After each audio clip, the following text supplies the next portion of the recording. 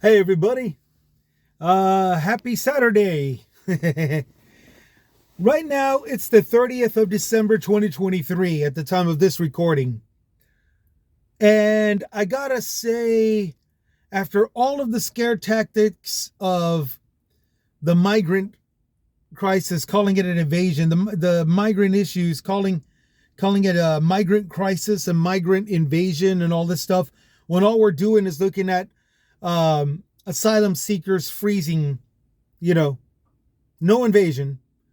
But still, the media, the mainstream media, all the way down to YouTube, is doing nothing but press it as that. Well, now we're coming up to the New Year's Eve tomorrow. Tomorrow night is New Year's Eve. And everybody in the media is now talking about security. There's because of the Middle Eastern problems between Israel and Palestine, which is kind of funky because it was always it was supposed to be against the Hamas, you know. Oops, excuse me. The terroristic threat that comes out of Palestine. All the Palestinians are like, oh, they're not representing us. We're Palestinian Muslims or Islamic or whatever. We're all about peace, my friend.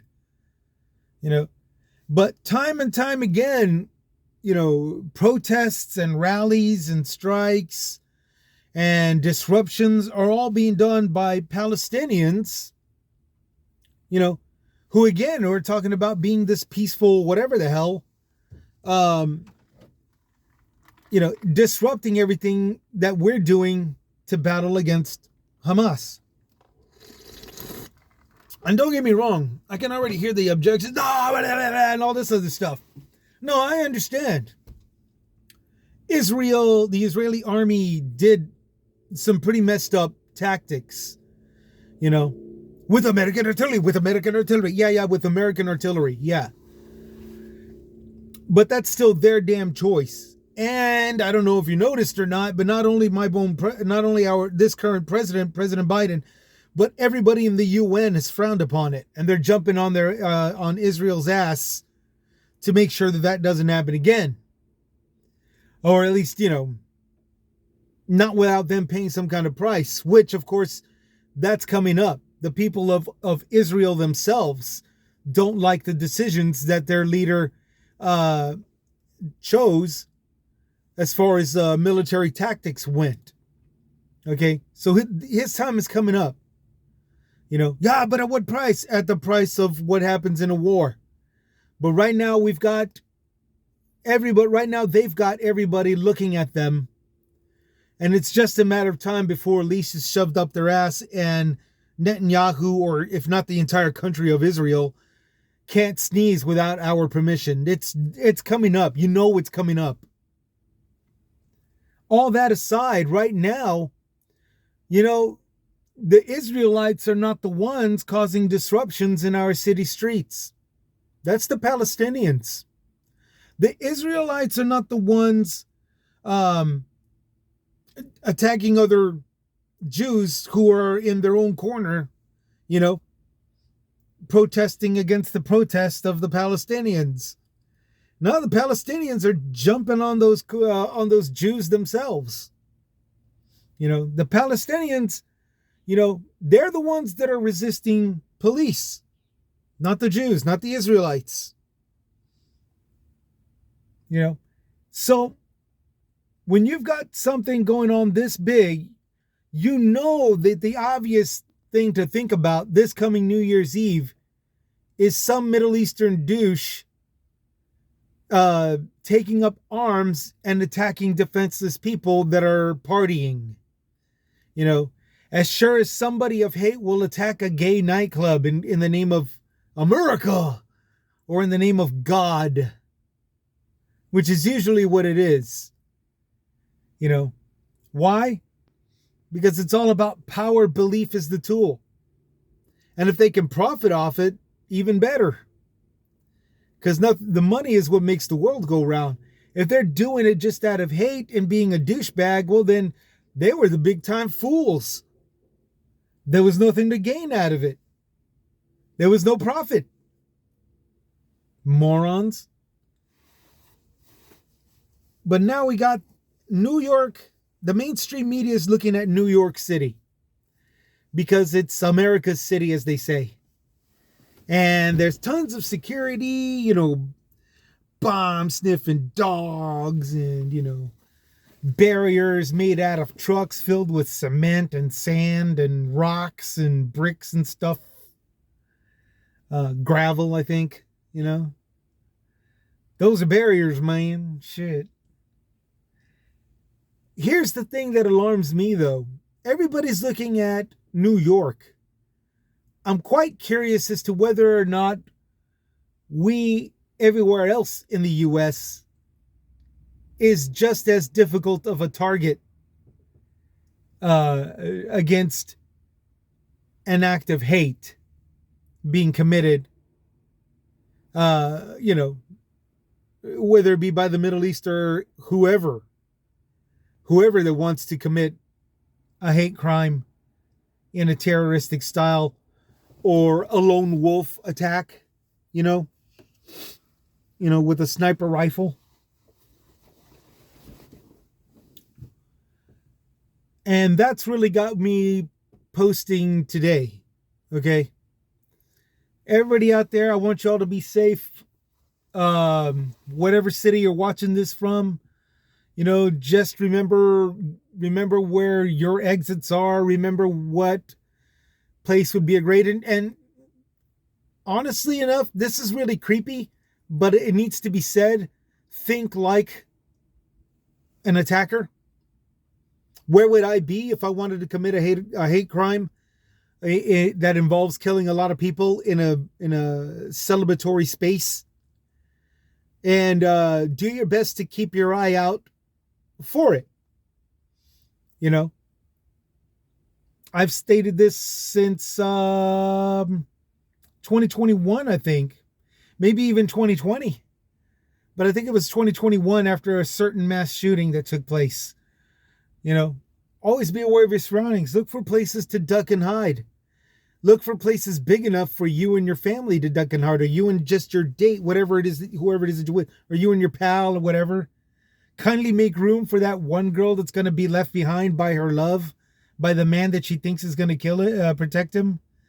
He's afraid of nothing until the gunshot's firing, and then he's off and ducking and running away. Oh man, I hope my girlfriend didn't get shot.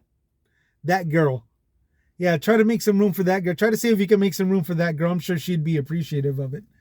But yeah, just be aware of your surroundings and all that good stuff. I got to reiterate this again and again, and I'm going to do it again and again next year. Just simply because we need to, that's the new norm. So take advantage of that. Okay. And just be aware of your surroundings and always be aware of places to hide. Make sure that you can look for a place to duck and hide and stuff, depending on how close or far you are from an area that you might believe would be a place where somebody would be shooting. Or tossing a backpack, so to say. It sounds messed up. But honestly, this is what somebody like me that's been doing for years. Just thinking about the scenarios and being aware of it and getting ready to duck, dive, cover, take cover, cover somebody, cover a loved one, shield, use a shield, myself as a shield to shield somebody. As well as attack the attackers. If I got the gun right here and it's shooting in all these different directions, well, I'm going to knock that barrel down and I'm going to punch that asshole in the face. I'm going to grab the gun. I'm going to grab the gun and turn it in his direction if I can get away with doing that, But most importantly, I'm going to knock out the son of a bitch, And I highly recommend all of you do also. Here in Texas, that's not too big of a worry. Because even if we're not even if we're not carrying a weapon, it's perfectly legal to use any other kind of object as a weapon. I've got a drinking thermos. I'll crack it over his skull, shove the cup holder part up his butt, and get this, it'll be perfectly legal. Why shove it up his butt? Well, you got to let go of your gun in order to prevent that from happening, don't you? Yeah, see, I think so should you. So yeah, technically, there's going to be a lot of plastic cups. Maybe some sticks, like chicken on a stick is usually something that's been sold for a while. It was just this big craze. But if you have your stick, hang on to it. You might need it to shank somebody. Hopefully a person of hate that's trying to kill people. Hopefully you're close enough to shank that sumbitch and take him out, knock him out. Shove that stick up his butt, or at least try to, so that way he can drop his gun. Shove it in his ear. Do the John Wick thing with the pencil. Whatever. But most importantly, just remember, knock the son of a bitch out. I used to hang out with some martial arts practitioners, and we tried doing the gun removal knife attack simulator, and a lot of the stuff helped as far as wrestling the dangerous weapon away and all this stuff. But in the end, everything still mattered to knocking the person out. Doing something to punching the nose and pushing it all the way up to the brain. It doesn't kill anybody because it's cartilage, but it is a serious strike of pain. Thumb to the eye, if you can reach that far, if you can get close enough that far, kick him in the balls, all that good stuff. Shove something up his ass, one of those things will get this guy to let go of his knife or machine gun or machete or axe, whatever it is that he's attacking people with. I don't know if y'all remember the 2020 protests. There was a footage, and I don't remember what city it was in, but there was footage of some guy in front of shopping areas where people were vandalizing and all this stuff, and this guy got a machete and started swinging wildly at the crowd. And the crowd dispersed, yeah. But what that silly fool did, who you could see he wanted some blood, he started swinging wildly and going after the crowd. He went after a particular group where two other groups surrounded him and came from behind and jumped him. And then all three groups surrounded him and started stomping on him. And finally, when the person, whoever that was holding the phone, finally made it through the crowd to see the guy that was wielding the machete, he saw him on the ground. I think he was beaten to death, to be honest, because he looked like a human pretzel. And yeah, I mean, it was seriously stomping and kicking his ass, and I don't know if that video got taken down or not. You might want to look it up sometime and check it out for yourself. But yeah, it was during the 2020 riots, protests. And to be honest, I'm halfway expecting those of us here in San Antonio to behave in the same manner. Somebody comes wielding a weapon, all it takes is one person to get that angle to knock him down, or at least remove the machete from the hand, and the rest of us will swarm in. We'll stomp the shit out of him, plain and simple. Same thing with if the guy's shooting a gun, takes place. Now, normally whenever somebody shoots a gun here, it's usually something street. It's two guys that think that they're bad or badass, and one of them gets taken out, in the process. Sometimes there's somebody that gets injured from it, but it's usually squared against those two. Okay, here in San Antonio. Um, that's how it usually goes. Whenever guns are involved here in Texas, well, here in San Antonio. Okay, there's usually not that many. We haven't had a mass shooter down here since 1965, I think, or 75, during a parade. Um, but no, I mean, not to count my chickens or anything. I'm not to, boast or anything. And certainly not in any way of putting my foot in my mouth. I'm not trying to set myself up for that, but I'm stating a fact here, and I'm stating usually, based off of most percentages, it's usually either a domestic issue or it's a street thing that goes on, and it has very little to do with somebody of hate, unless it's somebody attacking a cross-dresser or something, then yeah, that occasionally does happen down here also. Here, I mean, what do you expect? It's Texas, Oh, and for the record, I know I'm drinking something out of Cali Mex restaurant. It's fine. It's the only one thing that I don't mind wearing and tearing out here. All my Texas mugs are at home, nice and clean and kept all nice and pretty. So, yeah, back to the situation. We've got the scare tactics going on about through the mainstream media, more than likely going to be rooting down to YouTube. I'm already talking about it.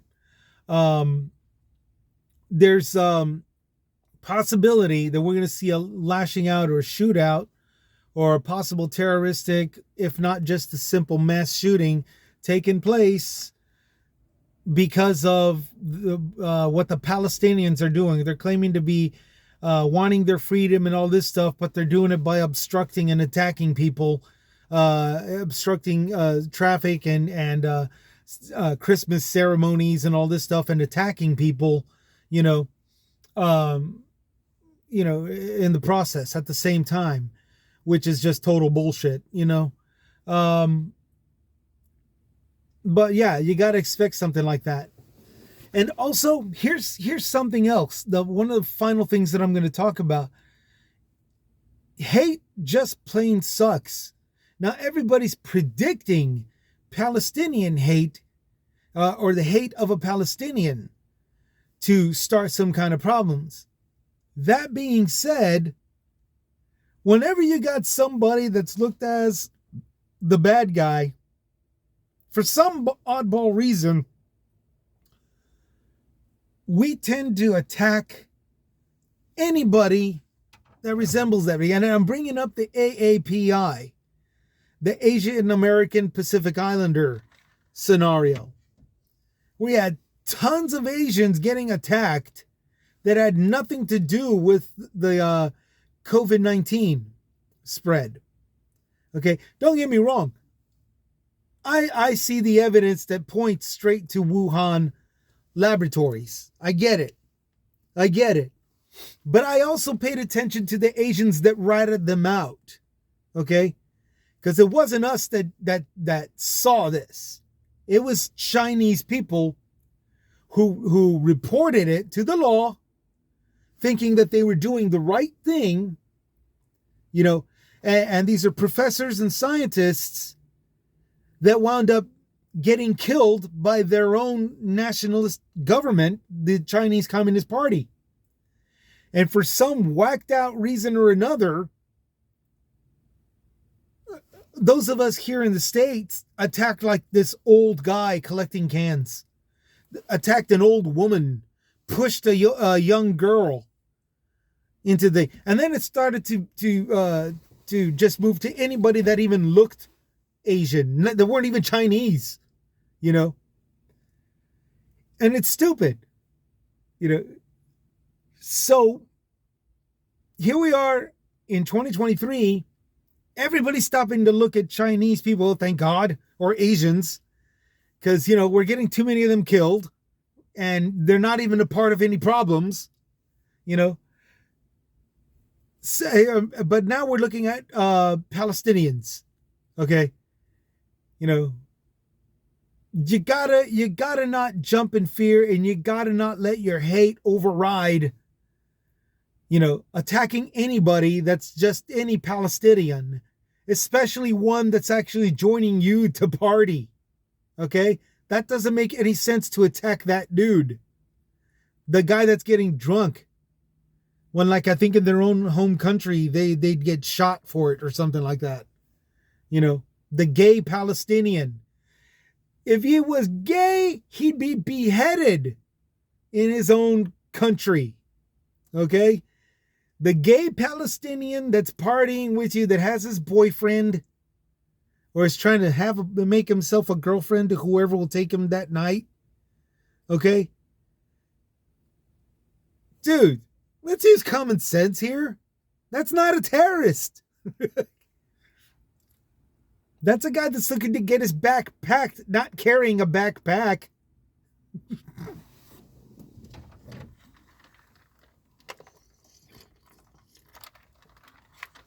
So, let's just use common sense, okay? That's the final thing that I'm going to be saying. Let's just use common sense out of it all. It's like the scenario that I'm talking about, using common sense, looking for places to hide, and maybe leaving room for that one that's left behind. Okay? Let's just use common sense out there, all right? And I can see the sun is coming up. It's getting closer and closer to opening time, opening the shop to start my job. Yeah, I'm working Saturday. Big whoop.